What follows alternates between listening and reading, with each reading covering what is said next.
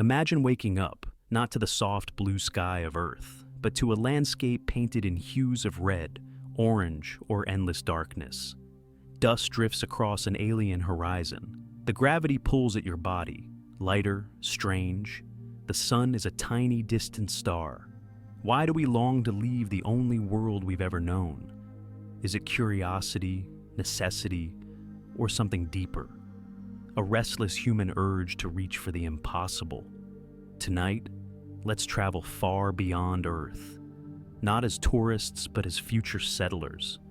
Explorers facing the greatest leap in human history. How will we live on other planets? And more importantly, who will we become? The first time a human sets foot on another planet, history won't record just one small step. It will capture the weight of everything that comes after. Imagine the arrival. A spacecraft lands on a dusty plain, its engines carving strange new patterns in an ancient surface untouched for millions of years. You look out the window, breath caught in your throat, heart pounding. For a moment, the universe is silent. Your first steps are slow, cautious. The gravity is unfamiliar, a gentle resistance like wading through a forgotten dream. Each footfall kicks up clouds of red dust that hang in the air, glowing in the pale sunlight. Around you, the horizon stretches, vast and empty, and above, the sun is just a distant cold ember. Every breath is a gift of technology. You're tethered to life by a suit, a mask, a system of pumps and filters and alarms. Your world shrinks to what you carry on your back and the people who came with you. But the real journey begins when you open the airlock and step into the unknown, realizing there is no one coming to help. No ambulance, no rescue, no crowd waiting to celebrate your achievement. Just you, your team, and a world that does not care if you live or die. You record a message for Earth. You try to describe the silence, the colors, the sense of being farther from home than any human before you. But how do you explain the feeling of seeing two planets in one sky? Earth, a bright blue dot, and Mars, the rusty ground beneath your feet. What does it mean to become an alien for the first time in human history? The days and weeks after landing are a blur of exhaustion and routine. Survival is not glamorous. You wake to alarms, check oxygen, ration water, monitor every system. Outside, storms sweep across the plains. The habitat creaks in the wind. Every hour, you remember how thin the wall is between you and a world of absolute zero. Yet, with each sunrise, you start to build. A dome takes shape, then another. Solar panels unfold. Rovers carry regolith to shield your fragile outpost from deadly radiation. Inside, it is a strange new society. There are no shops, no streets, no politicians, just people forced to rely on each other, to invent new rules and rituals. Maybe you celebrate Landing Day, or the first time a seed sprouts in Martian soil. Maybe you argue over who decides when someone has broken the rules, or what rules even mean here. Disagreements feel bigger, sharper. There is no space to hide. Small things, music, old movies, a recorded message from home, become treasures. The group faces a crisis. A failed oxygen generator, a power outage, someone falling ill. In these moments, trust is everything. What kind of leaders emerge when there are no elections, no ancient laws, just a shared need to survive? How do we balance freedom and safety, old traditions and new realities? Does the colony become a family or a fragile alliance waiting to fracture? You start to wonder, if you could redesign society from scratch, what would you keep and what would you change? A months pass. Your sense of time blurs. Earth days, Martian souls, weeks measured by harvests, repairs, and messages sent and received. Most days, you never leave the bubble, a network of interconnected habitats. Glass, steel, and polymer become your sky, your shield, your world. You walk through echoing corridors, walls sweating with condensation, artificial lights glowing with programmed dawns and dusks.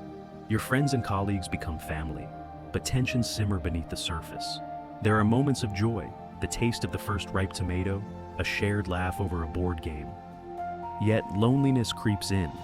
You miss the open sky, the unpredictable weather, the hum of insects, the feel of rain on your skin. Exercise is mandatory, Your bones and muscles need the work to resist the low gravity.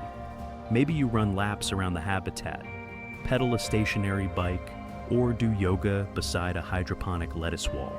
You monitor your own body, sleep, calories, heart rate, mood. Some days you feel fine. Other days you wonder if you're changing, adapting in ways you can't see. What does it mean to be healthy or even happy? On a world where nothing is natural and every need must be manufactured, how do children grow up here without trees to climb, without rivers to explore? Will they dream of Earth or of something entirely new? Living on another planet is a constant experiment, an experiment with your own body and mind. Low gravity pulls at your muscles, your heart, your blood. Your bones thin, your immune system falters. Scientists develop new routines, new medicines, perhaps even new gene therapies, just to keep you whole. Radiation sneaks through the thin atmosphere. Each day your DNA collects tiny scars. Over generations, these changes could add up, reshaping what it means to be human. But we are not only biological. We bring technology, exoskeletons, smart implants, neural links that help you learn or recover, machines that monitor your health and mood. Some people embrace enhancement, others resist. A debate begins. How far should we go to adapt? At what point does surviving become transforming, becoming someone or something entirely new? Children born here may be different from the start, shorter, stronger, more resistant to cold or radiation. They develop different reflexes, new social instincts, a Martian accent. And in time, will they still recognize us as their ancestors? Or will we watch in awe as a new branch of humanity takes root, evolved by a world that was never meant for us? Give us a century, maybe two. The outpost has grown, a network of cities, tunnels, gardens under glass. Martian society invents its own traditions, its own stories and heroes.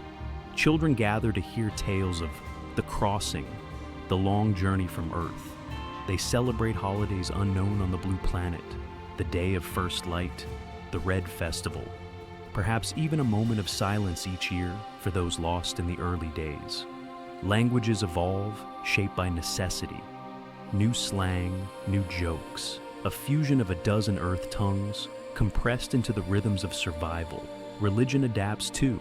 Some cling to old faiths, others create new philosophies, blending science and myth, searching for meaning in a universe of endless horizons. Will the people of Mars feel loyalty to Earth, or see it as a faded memory? Something beautiful but distant, like a legend. Will new nations rise, with their own dreams and divisions? What art? What music? What forms of love and connection will arise in this alien soil? And as each generation passes, what is lost? What is gained? Yet for all our ingenuity, we are still human, shaped by longing, by memory, by hope. Messages from Earth arrive with a delay, minutes, sometimes hours. A birthday wish, a video from family, a news report about a distant war. You learn patience and maybe a deeper appreciation for every connection. Homesickness is real. People keep jars of Earth soil, pressed flowers, recordings of rain. Some find comfort in the routines, tending to plants, cooking a favorite dish, sharing stories at night. Others struggle with isolation, with loss, with the knowledge that they may never go home. To survive here is to reinvent what it means to belong. Friendships become lifelines. Communities invent new rituals, shared meals, music nights, festivals that make the bubble feel less empty. Perhaps in time, the distance from Earth brings us closer, reminding us how rare, how precious, how interconnected life truly is. And one day, someone will look up, not at Earth, but at the stars beyond. The colony will no longer be a fragile outpost, but a new civilization, rooted, growing, dreaming. Will Mars be the beginning, or just one stop on an endless journey? Will we leap to the moons of Jupiter, the oceans of Europa, the haze of Titan? Perhaps, with each new world, we will carry something of Earth, its stories, its flaws, its brilliance. Perhaps we will learn to build, not just survive. But every step forward brings new questions. Will we learn from our mistakes, or repeat them on ever grander scales? As we spread among the stars, will we remain one species, one family, or become strangers, divided by light years, time, and memory? Wherever we go, we carry Earth within us, its beauty, its dangers, its infinite potential. When we ask how we will live on other planets, we are really asking, what kind of people do we want to become? What dreams will we chase? What mistakes will we leave behind? The universe is vast, and the future is unwritten. But tonight, as we look up at the stars, the question lingers. Will we be pioneers, brave, compassionate, wise? Or will we simply wander, searching for meaning, forever yearning for a place called home?